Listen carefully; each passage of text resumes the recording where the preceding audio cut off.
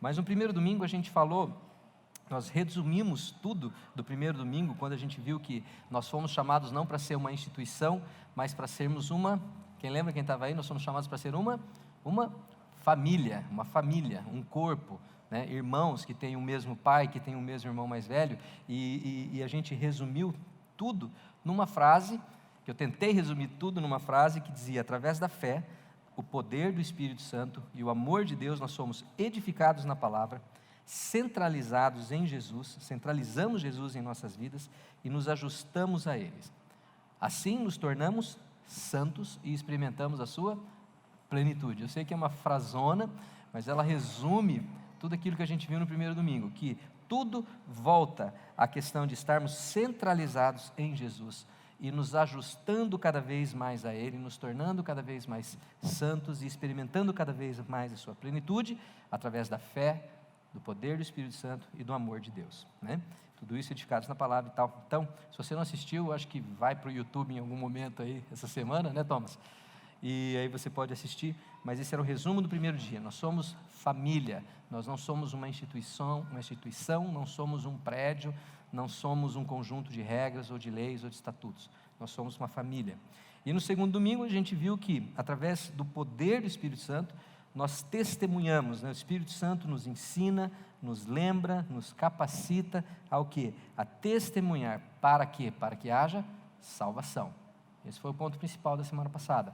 Então nós estamos aqui empoderados, né? Hoje está muito comum se falar sobre empoderamento, né? A gente ouve muito essa palavra, né? Tem que empoderamento feminino, empoderamento disso, empoderamento daquilo. Então a igreja é empoderada pelo Espírito Santo, é Ele quem nos dá poder, é Ele quem nos ensina, quem nos lembra, quem nos move. Então precisamos estar centrados nele para cumprirmos a nossa missão. Que missão que é essa? Aí vem o tema de hoje. Nós temos uma missão, nós fomos chamados para fazer diferença. E aí eu quero voltar para um dos pontos que eu passei rapidinho no domingo passado, que era Atos 1:8, quando Jesus fala: mas receberão poder quando o Espírito Santo descer sobre vocês e serão minhas testemunhas. Onde? Jerusalém, toda a Judéia, Samaria e até os confins da terra. E eu até mencionei o que é esse Jerusalém, Judéia, Samaria e confins da terra, e falei que Jerusalém é o seu bairro, a sua cidade, onde você mora, o seu trabalho, né? A Judéia é o seu estado, o seu país, os confins da terra aí, o exterior, outros países. E aí eu destaquei ali Samaria. Alguém lembra o que Samaria representa? Samaria representa aqueles a quem você despreza, que os samaritanos eram desprezados pelos judeus, e de repente Jesus está falando assim: olha, vai evangelizar aqueles a quem você despreza, evangelize aquele que você não gosta. Então pense naquela pessoa que você não quer nem conversar com ela, é para você testemunhar para ela. E aí ficou um silêncio assim, né? Tipo, puxa vida, podia pular essa parte, né? Porque tem gente que às vezes a gente realmente não quer conversar. Mas o que a palavra está dizendo é que nós recebemos o Espírito Santo e consequentemente nos tornamos testemunhas. E eu sei que aqui talvez muita gente dê até um arrepio, porque você fala testemunha, a gente já lembra de certas testemunhas, né? E você fala assim: nossa, mas aquilo é chato demais, né? Ou você lembra daquela pessoa que vai tocar a tua campainha lá no domingo de manhã, né? Não sei se acontece, quem mora em apartamento não acontece isso, mas quem mora em casa, né? Domingo de manhã, se você estiver em casa, vai lá apertar a tua campainha para te evangelizar, né? Ou a gente tinha um vizinho, né, Carla? Cadê a Carla? Lembra daquele vizinho que a gente tinha? Cadê? Onde está a Carla? Está lá com as crianças. E eu entrava no elevador com aquele vizinho e ele entrava com a gente e ele falava assim, ele vinha evangelizar a gente. Eu falava assim: mas olha, eu já sou evangélico, né? Ele fala: não, mas você não sabe o que é comunhão verdadeira, porque a comunhão verdadeira está... Eu falei: meu, como assim? Aí o cara queria me reevangelizar para a igreja dele. Então era uma coisa muito chata. Então eu sei que às vezes a gente tem esse preconceito em relação ao testemunhar, em relação ao evangelizar, porque a gente pensa em todos aqueles estereótipos. Aquele cara que fica com o microfone, aquela pessoa que fica, né, que vai batendo nas portas, ou que vai entregando alguma coisa, e a gente acha que isso, que evangelizar e que testemunhar tem que ser isso. Ou você lembra do Billy Graham, daqueles grandes evangelistas, falando em estádios, falando em programas de televisão, e aí você fala: não, mas eu não tenho esse chamado, eu não tenho essa dialética, esse dom da palavra, eu também não sirvo para fazer isso. E você não entende que tudo isso tem o seu valor, tem o seu momento, e em determinadas ocasiões funciona. Há pessoas que sim, que tomam uma decisão para Jesus, que foram abordadas no meio da rua, porque receberam uma palavra de conhecimento no elevador, ou porque Deus agiu através de alguém que as alcançou dessa forma, que para nós é estranho, que para nós é inconveniente. Mas funciona, porque o Espírito Santo age, e a palavra nunca volta vazia. Então funciona, e a gente não deve criticar, né? Mas talvez esse não seja o meu estilo, não seja o seu estilo, e aí você pensa, não, então eu não vou testemunhar, porque eu não faço nada disso, eu não sou nada disso. E a gente não para pensar que ser uma testemunha, na verdade, significa falar daquilo que Deus tem feito na sua vida. Simples assim. Seja minha testemunha, fale daquilo que Deus tem feito. Esses homens, né, o Dr. Lucas, quando ele escreveu a Bíblia, ele não tinha Bíblia. Ele escreveu parte da Bíblia. Então eles não tinham ainda o caderninho, eles não tinham o folhetinho, eles não tinham isso. O que era testemunhar? Era literalmente testemunhar. Olha, o que aconteceu foi isso. Esse é o meu testemunho. É o que eu vivi, é o que eu experimentei. E daí vem a palavra testemunhar. Até hoje, se você for participar de uma audiência, aí meus amigos advogados podem me ajudar, você vai participar de uma audiência, o juiz vai te chamar para ser uma testemunha, você vai falar o quê? O que você leu? Não, você vai falar o que você viu. Você vai falar o que aconteceu, não o que você leu.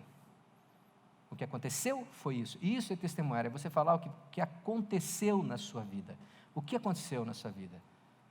E aí nós temos dois problemas em relação a testemunhar. O que tem acontecido na sua vida que vale a pena ser contado?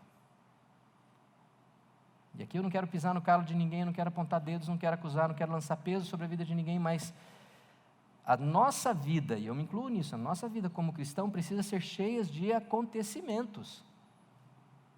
Acontecimentos divinos, a gente precisa experimentar Deus para ter o que contar, porque se nós não experimentamos esse evangelho que nós pregamos, nós não temos testemunho algum, concorda? Tudo que você tem é letra, é o que você leu. As pessoas não estão interessadas naquilo que você leu. Posso falar uma coisa muito cruel agora, e me perdoe, talvez você tenha uma opinião diferente, mas as pessoas não estão muito interessadas no que a Bíblia diz. E às vezes a gente chega assim, mas a Bíblia diz. O cara fala, e daí? Não acredito na Bíblia? O que me interessa o que a Bíblia diz? Se a Bíblia para mim é só mais um livro. Agora, quando você fala o que aconteceu na minha vida, o meu testemunho, a minha experiência, eu estava vivendo isso e Deus fez aquilo, eu estava na situação X e Deus transformou em Y, eu estava no caminho nessa direção e Deus me levou para outra direção.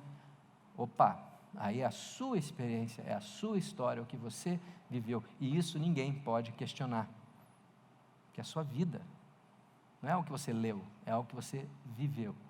Então, como cristão, a gente precisa olhar para a nossa vida e falar, peraí, eu tenho experimentado, eu tenho de fato usufruído, como o Celso e eu, a gente tem conversado muito sobre isso, né, Celso, sobre mergulhar no rio. Eu estou mergulhando nesse rio do Espírito Santo, no rio da graça de Deus, no rio da misericórdia de Deus, que me transforma, onde eu afundo com coragem, convicção e ousadia, ou eu estou pisando ali só na aguinha, na canela, porque eu estou com medo? O que eu tenho para contar? Que testemunho que eu tenho para dar? Porque nós somos chamados para testemunhar, mas se nós não temos nada para contar, fica difícil. Então essa é a primeira coisa que a gente tem que entender. Eu preciso olhar para a minha vida, e de repente eu preciso respirar fundo, criar coragem e falar, Deus, eu vou mergulhar, eu vou entrar nas águas, eu vou crer, eu vou experimentar mais, e aí eu vou ter o que contar. E a segunda objeção a testemunhar é como que eu vou falar do que Deus tem feito com pessoas que eu não conheço, com estranhos? Eu vou abordar alguém na rua, vou parar um cara no trânsito, eu vou falar com a pessoa na fila do banco, né? Às vezes Deus te conduz a fazer isso. Já aconteceu comigo, você está na fila do banco, tem uma pessoa na sua frente, você vê que ela está preocupada e de repente o Espírito Santo fala assim, fala com a pessoa, e aí você conversa com a pessoa e você ministra o coração dela. Pode acontecer, não coloque o Espírito Santo numa caixinha, mas não é a regra. Normalmente a gente não conversa com, a gente aprende desde pequenininho, né? Não fale com estranhos, né? Você não conversa com estranhos, você não sai por aí puxando conversa com quem você não conhece, né? E também do outro lado da mesa, ninguém gosta de se sentir um projeto ou uma meta. É horrível quando você percebe que você é um número e que a pessoa está perseguindo você porque ela quer, né, alcançar uma meta, igual quando ligam na tua casa querendo oferecer seguro, oferecer assinatura de revista, fala, que meleca, né? Não quero gastar meu tempo falando com alguém que me vê como uma meta. Você não quer isso, não é verdade? Por outro lado, eu lembro de uma ocasião, uma história que eu já contei várias vezes, mas eu tenho um amigo, né? A gente é amigo até hoje, e eu trabalhava com esse amigo e a gente passava muito tempo falando sobre fé, e esse amigo ele não era cristão, pelo contrário, ele era bem cético, assim, um cara muito inteligente, muito criativo, e a gente conversava muito sobre a fé, e eu só contava as coisas, eu nunca tentei evangelizar ele, porque ele era um cara, assim, cético e muito inteligente, então era difícil de argumentar, mas eu contava as histórias e a gente conversava, a gente simplesmente conversava. Aí um dia ele chegou no escritório, cedo, e sentou na mesa dele, eu sentei na minha mesa e tal, fomos tomar um café, daí ele virou para mim e falou assim, eu fiz. Fez o quê? Ele falou, eu fiz. Eu falei, mas o que você fez? A minha decisão para Jesus. O quê? Ele falou, ontem eu entreguei minha vida para Jesus. E eu fiquei assim, uau! Mas eu nem falei nada. Eu não falei que você tinha que fazer isso. Mas o que aconteceu? Tanta gente conversar, ele foi percebendo que aquilo que eu falava era real, era verdadeiro. Não era algo ensaiado, não era algo decorado, não foi um curso de evangelismo em 1 minuto que eu fiz. Não, eu estava falando da minha experiência de vida, do que estava acontecendo comigo e como Deus agia na minha vida e tal. E um dia ele falou, eu preciso disso. Foi lá e fez. Foi lá e fez. E eu tenho certeza que talvez muitos de vocês aqui possam contar uma história semelhante. Não, eu aceitei Jesus porque eu tinha um amigo que era cristão, e eu via a vida dele, eu via o que ele falava, e eu conversava com ele, e um dia eu falei, eu quero isso, eu preciso disso, fui lá, tomei uma decisão, e hoje eu estou aqui. Tenho certeza que muitos vão contar a mesma história. E o fato é que todos nós queremos nos envolver em relacionamentos de confiança. Estar em relacionamentos de confiança, onde eu possa confiar em alguém e eu possa ser confiado, independente do que eu creio. Isso é um problema. Dependendo do que eu creio. Então, talvez você tenha amigos católicos, espíritas, de outras religiões, ou céticos, ou sincretistas, ou sei lá o quê, mas essas pessoas querem poder confiar em você. E você quer confiar nelas. E quando você entra nesse relacionamento, e você começa a desenvolver um relacionamento de confiança, e você começa a conversar sem colocar a pessoa numa caixinha, ou como que eu diria, ter já um pré-conceito a respeito daquilo que ela pensa, ou como ela vai agir, mas você simplesmente se relaciona com ela, Deus faz coisas incríveis. Deus faz coisas incríveis. E as pessoas mais improváveis, eu tenho experimentado isso, gente. Não vou falar nomes, porque vocês conhecem, mas eu tenho visto as pessoas mais improváveis, pessoas que eu jamais imaginei que um dia fossem para Jesus, cada vez mais próximo de Jesus. Cada vez mais próximo. Porque nós temos um relacionamento de confiança, onde a gente investe, eu invisto nesse relacionamento, e há uma abertura para a gente conversar e falar sobre aquilo que precisa ser falado, independente do que nós cremos. E quando eu preciso falar daquilo que Jesus fez, eu falo do que Jesus fez. E quando a pessoa vem com um problema e fala, olha, para mim, isso aí só se resolve com Deus, com o Espírito Santo. Ok. E eu vejo que a pessoa está cada vez mais quebrantada, cada vez mais próxima. Então, resumindo, a melhor maneira de evangelizarmos é através de relacionamentos sinceros. Você desenvolver relacionamento com as pessoas.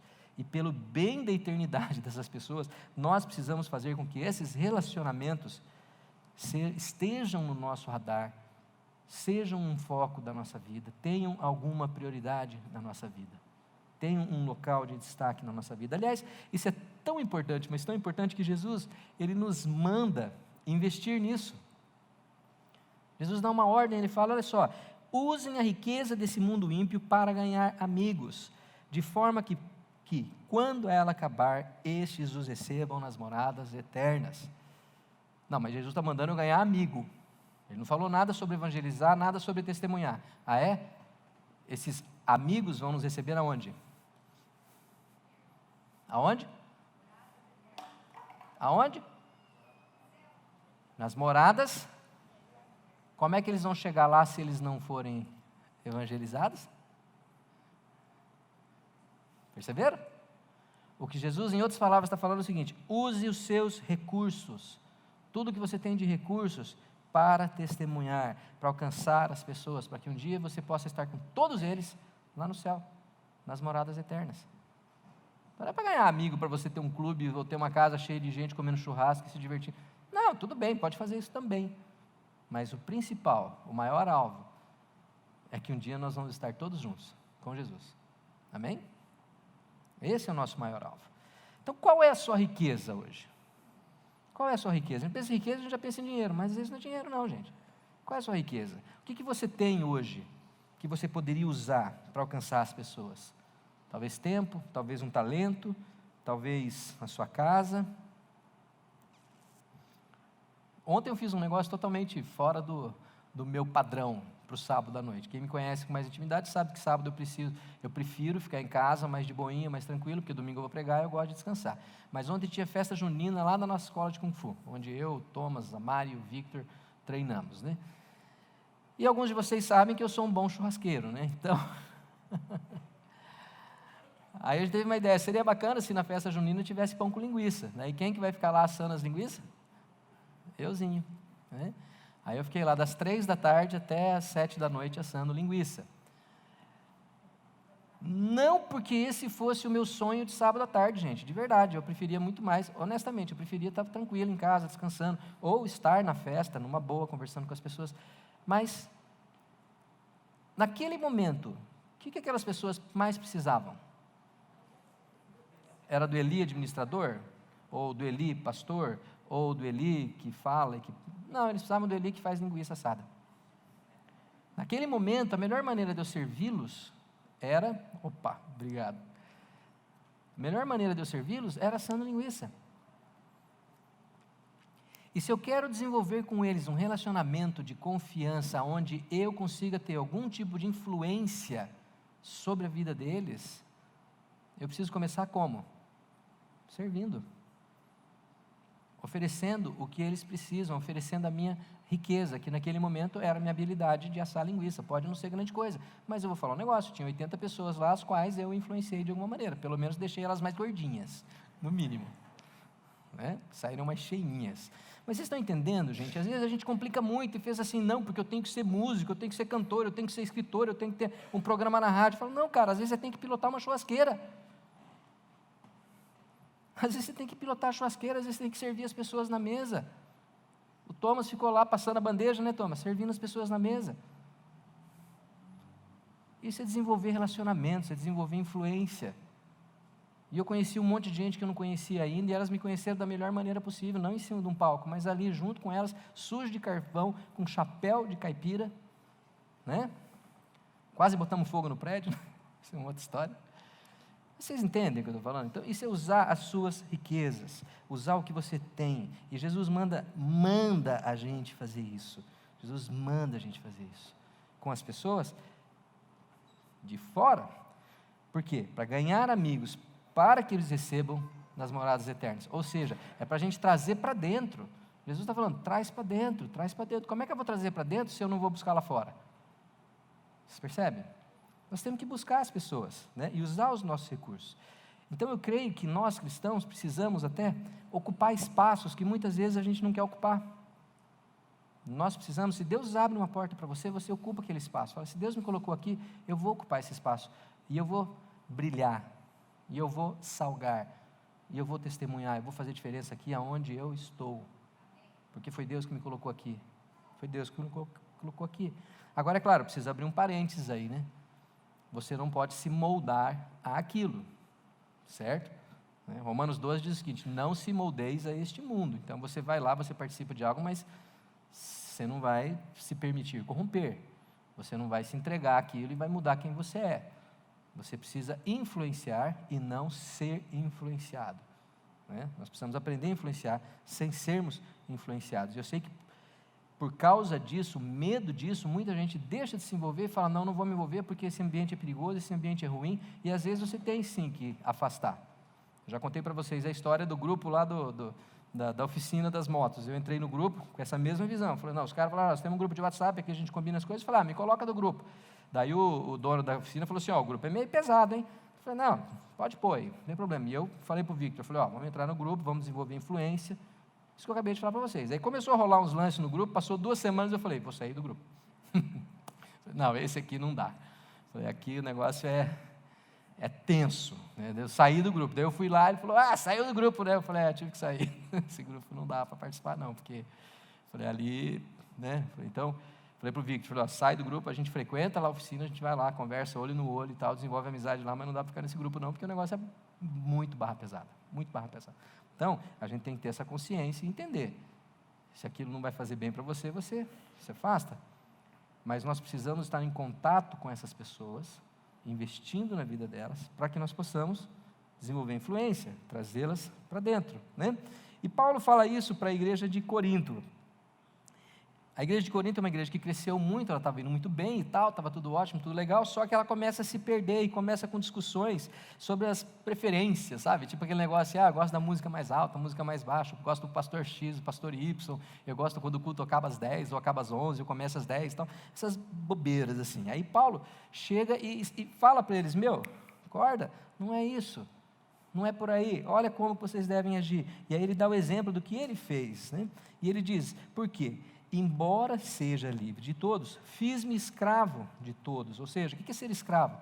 É abrir mão dos direitos, servir. O escravo serve. Então não importa, o que você precisa que eu faça? Eu vou lá fazer aquilo que você precisa, porque eu estou aqui para servir. Eu estou aqui para fazer diferença. Para quê? Para ganhar o maior número possível de pessoas. Essa é a motivação de Paulo, ganhar o maior número possível de pessoas. Tornei-me judeu para os judeus, a fim de ganhar os judeus.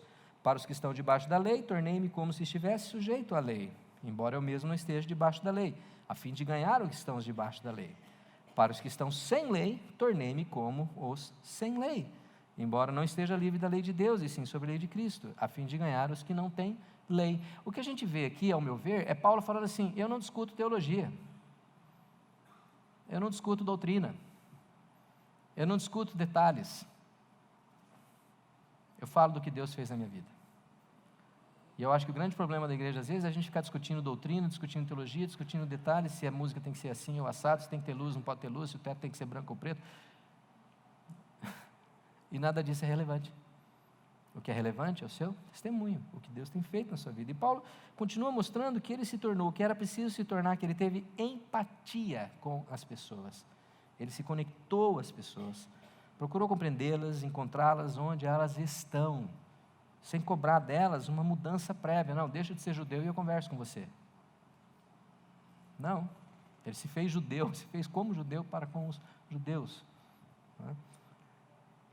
E ele deixa isso muito claro, e a sua motivação muito clara, lá no versículo 22, tornei-me tudo para com todos. Tudo para com todos, para de alguma forma salvar alguns. E ele é realista, ele sabe que ele não vai salvar todos, vai salvar alguns. E eu faço isso por causa do Evangelho, para ser coparticipante dele. Por amor a Jesus, por amor ao Evangelho, para sermos coparticipantes, nós fazemos tudo que estiver ao nosso alcance para salvar alguns. Então Paulo basicamente está dizendo, gente, para com isso, para com bobagem, vocês estão esquecendo do mais importante, vocês estão esquecendo do porquê nós estamos aqui. Tudo isso não é só para vocês, não é só para nós, é para algo muito maior do que os nossos interesses pessoais, é para a gente alcançar alguns, é para alcançarmos aqueles que Deus colocar na nossa frente, aqueles que Deus colocar na nossa vida. Ou seja, nós amamos estar juntos, é muito bom estarmos aqui, né? Tem aquela musiquinha, né? Bom estarmos aqui, louvando a Deus. Eu falo assim, a música é o melô da igreja acomodada, né? Que é bom a gente estar aqui, juntos, né? E os lá fora estão todos se perdendo, né? Então é bom estarmos aqui. Mas não foi para isso que nós somos chamados. Não foi para isso que nós somos chamados. A gente se reúne para ser enviado. Tema do primeiro domingo, lembra disso? A gente se reúne, se fortalece, recebe o Espírito, se empodera e sai. E vamos em frente. Vamos buscar as pessoas. Para quê? De alguma forma, salvarmos alguns. Salvarmos alguns. Porque a nossa tendência natural é começarmos a caminhar junto e fazer o nosso churrasquinho e ouvir a nossa música e daqui a pouco vira uma panelinha, ou uma panelona, ou uma mega panela. Né? Existe a mega church, existe a mega panela, né? Super panelão. Onde todo mundo fala igual, veste igual, caminha igual, lê os mesmos livros, estuda, até o vocabulário do povo fica igual. Já perceberam isso? Pessoal de algumas, né? De alguns grupos, até o vocabulário fica igual. Se você não fala igual, você não... Pessoa, tipo assim, você não é daqui, né? Né? Esse não é o objetivo. Esse não é o nosso objetivo. Sabe? Então, se a gente não cuidar, a igreja vira um clube. Eu lembro quando a gente mudou ali para o Cultural. A gente, quem não sabe, a gente começou reunindo lá no quintal de casa, às vezes lá na casa da Marilda, né? Quando chovia, a gente ia para a casa da Marilda, porque em casa não tem cobertura, quando fazia sol, a gente fazia em casa. E aí, quando começou a ficar muita gente, tinha 60, 70 pessoas aparecendo lá, eu falei, nossa, né? A Carla falou, não aguento mais limpar banheiro. Aí, vamos lá para o Cultural. Aí tinha um salãozinho lá no fundo do Cultural, daí a gente começou a reunir ali. Aí algumas pessoas falaram assim, não, mas para que isso? Por que não ficar lá na sua casa? Está tão bom lá na sua casa. E aí eu fiquei assim, mas será que é para isso que Deus nos chamou? Só para ficar se reunindo ali, aquele grupinho, e que bom que estamos juntos, e a gente come aqui e tal, e canta 2, 3 canções, e aí estuda a Bíblia junto, e vamos embora. Será que todos vocês que estão aqui iriam lá na minha casa, sem me conhecer? Eu garanto que muitos não iriam. Eu garanto que muitas pessoas que você pode um dia convidar para vir aqui para ouvir falar de Jesus, não iriam na minha casa. Porque elas não me conhecem. Quem me conhece vai na minha casa, quem não me conhece não vai na minha casa. Não é verdade? Você acha que os seus amigos vão falar assim, nós vamos na casa de um cara lá, que ele vai falar de Jesus, você vai, vamos lá. Então por que a gente mudou para cá? Para ter um lugar neutro, onde as pessoas ficassem menos intimidadas. E para termos espaço, porque nós entendemos que a gente não foi chamado para ficar só com aquele grupinho. É para permitir que o Espírito Santo age, que a igreja cresça. Né? Mas eu fico triste em contar para vocês que teve gente que foi embora, né, Marilda? Teve gente que não concordou, falou assim, não, eu acho que tinha que ser em casa, vamos ficar em casa, porque eu não quero que a igreja cresça, eu quero que fique assim. Bom, então, perdão, nós não temos a mesma visão. Porque eu creio que Jesus nos chamou para ser uma igreja grande, todas as igrejas grandes. Sabe por quê? E aí eu até fiquei pensando, viu, Saulo, essa semana eu estava pensando sobre isso, porque a gente sempre pensa assim, não, nós não estamos aqui à procura de números, não estamos mesmo. Vocês são meus testemunhos, a gente nunca fica fazendo campanha assim, de tal. Mas aí eu fiquei pensando, a igreja de Atos, na primeira pregação oficial, entre aspas, da igreja de Atos, 3.000 pessoas se converteram e foram batizadas. Quer dizer, eles já começam como uma mega church. Já começa com 3.000. Eu fico pensando, por que a gente é tão tímido? Será que essa timidez não é, na verdade, uma desculpa para não agirmos? Não, é que a gente não está preocupado em ser uma igreja. Será que a gente não pode traduzir isso como, na verdade, a gente não está pagando o preço do testemunho, do evangelismo, da manifestação do amor de Deus? Só para a gente pensar, né? E eu estou me incluindo, tá, gente? Estou me incluindo tudo isso. Mas nós precisamos entender que quando nós falamos em alcançar as pessoas por relacionamentos, através de relacionamentos, não dá para fazer isso como instituição. Não é a missão 5:16 que vai fazer isso. Somos nós que vamos fazer isso.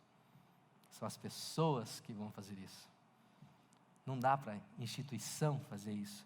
Cada um de nós precisa fazer isso. Isso tem que ser individual, naqueles lugares que só você vai. É na sua escola, é no seu trabalho, na sua academia, no seu time de futebol, lá na R80, né, Luciano?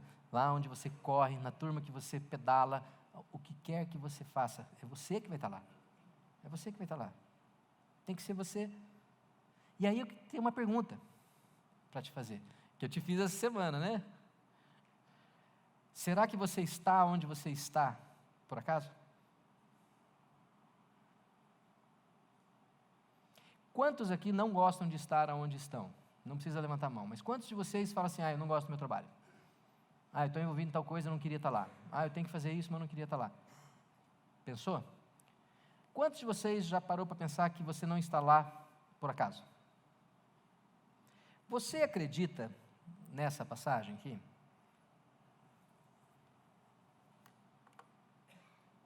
Você acredita nisso? Sim ou não? Sim? Se você acredita nisso, significa que o local onde você está hoje, no trabalho, na escola, na academia, na corrida, na pedalada, seja lá o que você está fazendo, não é por acaso. Não é por acaso. É por Ele e para Ele. Você está ali com um propósito. Que propósito é esse? Ser testemunha. Fazer diferença. Falar daquilo que Deus tem feito na sua vida. Você está ali para ser uma testemunha. Você não está ali por acaso. Se nós cremos nisso, nós precisamos nos estar disponíveis para Senhor, eis-me aqui. Eis-me aqui. E não é para falar do que você leu, é para falar do que você viveu. É claro que você precisa ler. A gente viu no primeiro domingo, somos edificados na palavra. Não estou falando para parar de ler a Bíblia. Tá? Você vai ser edificado na palavra para você experimentar o Espírito Santo e você testemunhar daquilo que Ele fez na sua vida. Então nós precisamos estar disponíveis para ousadamente testemunhar a respeito daquilo que Ele tem feito. Falar daquilo que Ele tem feito, sabe? Saber que Deus age de maneiras espetaculares. Precisamos ficar abertos e usar os nossos relacionamentos. E usar esses lugares onde a gente vai, saber que eu estou ali com propósito, não estou ali por acaso, estou ali com propósito. Aonde você está hoje? Aonde você está hoje? Como que você vai manifestar o amor de Deus ali dentro? Como é que você vai viver? Mateus 5,16 é o nome da nossa igreja, como é que você vai viver essa passagem ali dentro? Quem não sabe, missão 5,16 vem de Mateus 5,16, é por isso que a gente escolheu esse nome, porque essa é a nossa missão, é brilhar a luz de Jesus. Brilhar a luz de Jesus. Levar as pessoas a glorificar a Deus através dessa luz. Como que você vai fazer isso lá no seu trabalho? Então, gente, fazer amigos para a eternidade significa investir nas pessoas, olhar para os relacionamentos, de tal forma que eles sejam verdadeiros, honestos, sinceros, mas que a gente tenha os olhos na eternidade. É saber que todos os meus relacionamentos podem conduzir as pessoas à eternidade. E talvez demore muito tempo, talvez demore 10 anos, 15 anos. Tem amigos aí que a gente vem caminhando junto há muito tempo e, como eu disse, está chegando agora. Tem outros que vêm rápido. Eu lembro quando o Jorge se converteu, né? O Jorge chegou um dia em casa e falou assim, nossa, estou sentindo um vazio, eu sinto que eu preciso de alguma coisa a mais. Eu falei, pô Deus, fácil assim? Não precisei falar nada, né? O cara já veio convertido. Tem gente que vem fácil, outros demoram, precisam ser quebrantados, né? E é por isso que a gente precisa investir, usar esses recursos, usar o nosso tempo, usar a nossa riqueza, porque é uma vida que está em jogo, é uma família, às vezes, a transformação de uma família. A gente, quando faz o curso de casais, a gente faz o genograma, é sensacional você ver como muda a história, quando Jesus entra na vida da família, como tudo muda. É isso que está em jogo. E a própria, efetividade ou valor da nossa igreja que está em jogo, porque se a nossa igreja for uma igreja centrada em si mesma, ela não tem por que existir, de verdade, não tem porquê. A gente precisa olhar para fora, a gente precisa olhar para os de fora, trazê-los para dentro, né? Eu quero encerrar lembrando uma ocasião em que Jesus vem ministrando, e o pessoal do louvor pode subir aí, mas Jesus vem ministrando pelas cidades e Mateus ele narra um momento em que Jesus para e olha para as multidões e Jesus se compadece. E o texto diz assim, e ao ver as multidões, Jesus teve compaixão delas, porque estavam aflitas e desamparadas, como ovelhas sem pastor. Então ele disse aos seus discípulos, a colheita é grande, mas os trabalhadores são poucos. Peçam, pois, ao Senhor da colheita, que envie trabalhadores para a sua colheita.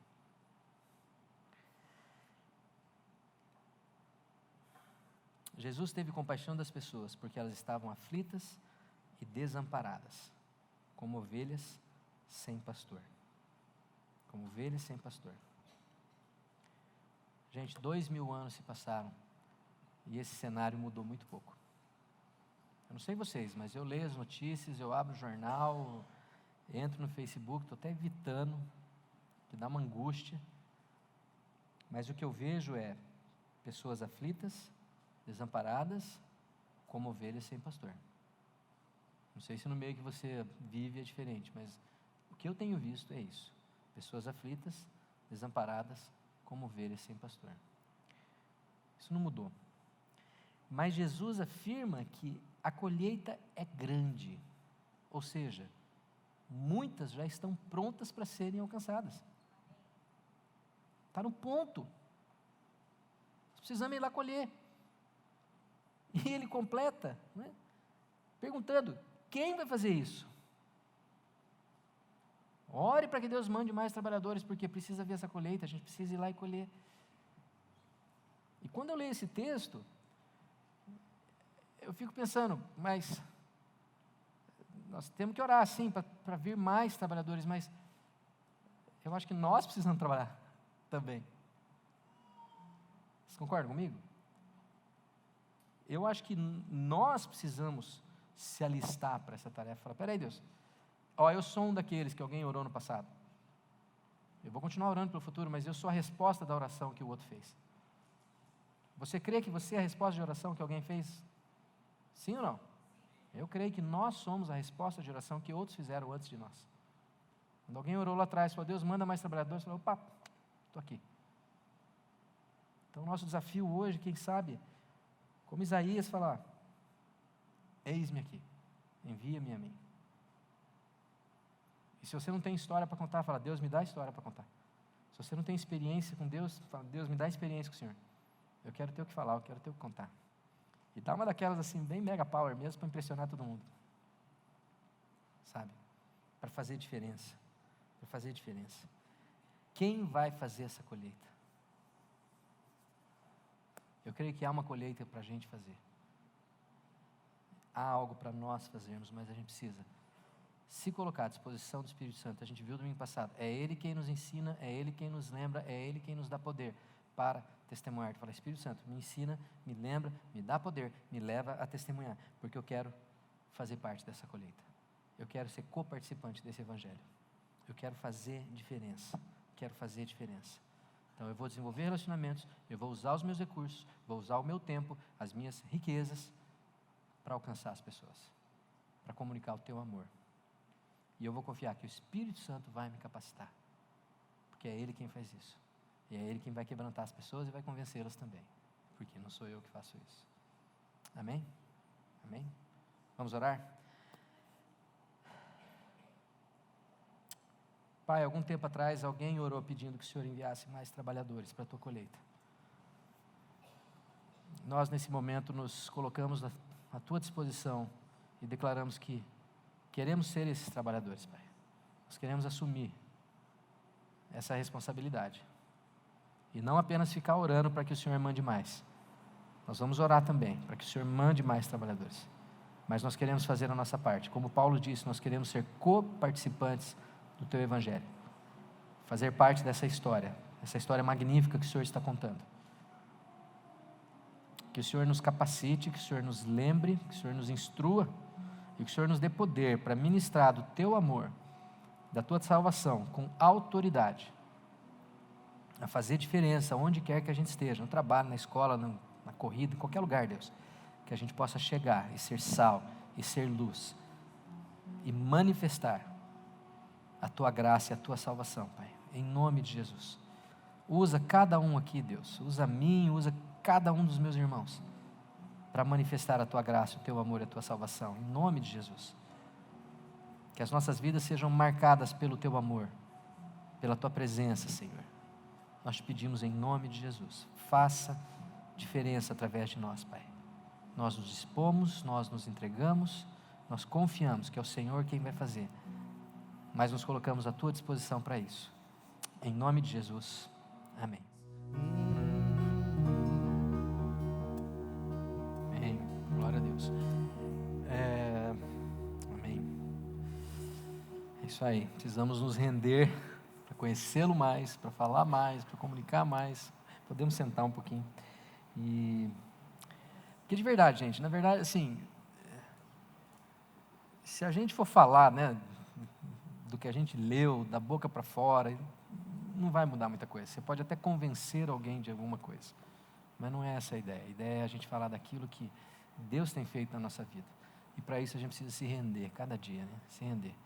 E às vezes, gente, eu vou falar um negócio para vocês, a gente quer muito falar de sucesso, né? Que eu consegui, que eu comprei, que eu fiz. Às vezes o que as pessoas estão precisando mais ouvir, sabe o que é?